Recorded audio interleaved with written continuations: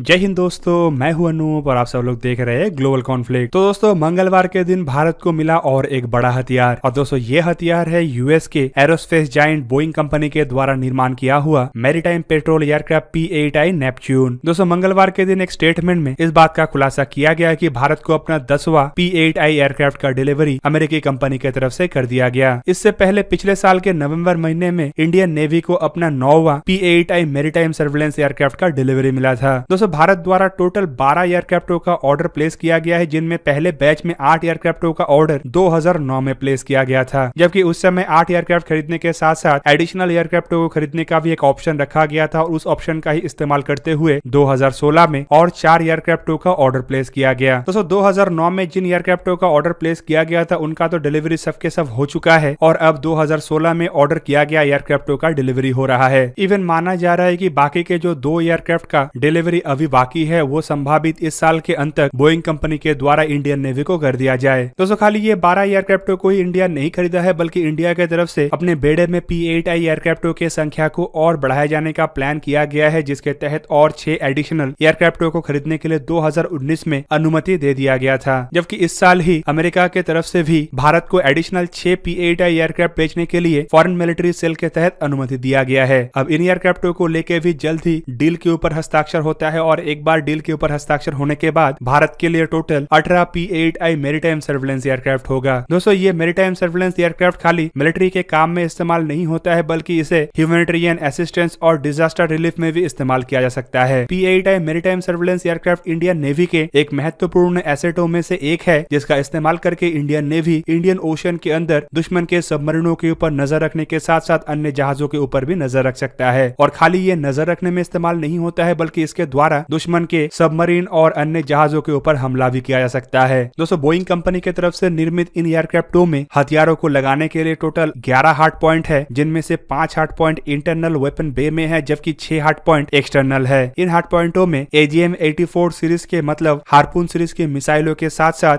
Mark 54 torpedo, naval mine और depth charge जैसे हथियारों को लगाया जा सकता है। दोस्तों, हार्पून मिसाइल को एंटीशिप रोल के लिए इस्तेमाल किया जा सकता है, जबकि Mark 54 एक हवा से दागे जाने वाला ऐसा टॉर्पेडो है जिसका इस्तेमाल दुश्मन के सबमरीनों के खिलाफ किया जा सकता है। और माइन और डेप्थ चार्ज के बारे में तो आप लोगों को पता ही होगा कि कैसे ये दुश्मन के सबमरीनों को ध्वस्त करने के लिए इस्तेमाल होता है। इवन दोस्तों, इन एयरक्राफ्टों को अब तक भारत के द्वारा कई मौकों में इस्तेमाल किया जा चुका है। पहली बार इन एयरक्राफ्टों को हमें डोकलाम के स्टैंड ऑफ के दरमियान इस्तेमाल में देखने का मौका मिला, जबकि पिछले साल के इंडिया चाइना स्टैंड ऑफ के दरमियान भी खबर में आया था कि इंडियन नेवी के P-8I मैरीटाइम सर्विलेंस एयरक्राफ्टों को चाइना के ऊपर नजर रखने के लिए इस्तेमाल किया जा रहा है। मतलब ये जो एयरक्राफ्ट है ये खाली समुद्र के ऊपर नजर नहीं रख सकता है, बल्कि जमीन के ऊपर भी वाकूफी नजर रख सकता है। और इंडिया के ये एयरक्राफ्ट इंडियन ओशन के अंदर चाइना को काउंटर करने का एक बहुत बड़ा हथियार है। दोस्तों, एयरक्राफ्ट की अगर स्पेसिफिकेशन को देखा जाए तो इन एयरक्राफ्टों को बोइंग के 737 नेक्स्ट जनरेशन के एयरलाइनर के इस्तेमाल से ही बनाया गया है, जो बेसिकली एक 2 इंजन वाले पैसेंजर एयरक्राफ्ट है और इसका P-8 वर्जन असल में आर्म फोर्सेस के वर्जन है। दोस्तों, P-8 एयरक्राफ्ट के कई तरीके के वर्जन है, जिनमें P-8A पोसाइडन असल में यूनाइटेड स्टेट नेवी के लिए बनाया जाने वाला वर्जन है, जबकि P-8I नेपच्यून असल में इसका एक्सपोर्ट वर्जन है जिसे इंडियन नेवी के लिए बनाया गया है, जिनमें AN/ASQ 508A magnetic anomaly detector और telephonic multi mode AFT radar लगाया गया है। इसके अलावा पोसाइडन MRA1 वर्जन भी है, जो बेसिकली रॉयल नेवी का P-8A वर्जन है, और एक वर्जन को P-8A AGS कहा जाता है, जिसका मतलब है एयरबॉर्न ग्राउंड सर्विलेंस एयरक्राफ्ट। दोस्तों, एयरक्राफ्ट के अगर यूजर्स को देखा जाए तो इसे अमेरिका और भारत के अलावा रॉयल ऑस्ट्रेलियन एयरफोर्स के द्वारा इस्तेमाल किया जाता है, जबकि इसके अलावा यूनाइटेड किंगडम भी इसका एक यूजर है, जबकि रॉयल न्यूजीलैंड एयरफोर्स, नॉर्वे के रॉयल नॉर्वेजियन एयरफोर्स और साउथ कोरिया के नेवी के द्वारा भी इन एयरक्राफ्टों का ऑर्डर प्लेस किया गया है, लेकिन इनका डिलीवरी अब तक शुरू नहीं हुआ है और माना जा रहा है कि 2022 से इन 3 देशों के लिए भी एयरक्राफ्टों का डिलीवरी शुरू कर दिया जाएगा। दोस्तों, एयरक्राफ्ट के अगर स्पेसिफिकेशन को देखें तो आपको पता चलेगा कि इसे ऑपरेट करने के लिए 2 फ्लाइट क्रू और 7 मिशन क्रू का आवश्यकता होता है, जबकि एयरक्राफ्ट का जो कैपेसिटी है वो करीबन 9000 किलोग्राम है। एयरक्राफ्ट का लेंथ 39.47 मीटर मतलब 129 फीट 5 इंच के आसपास है, जबकि इसका विंग स्पैन 37.64 मीटर मतलब 123 फीट 6 इंच है।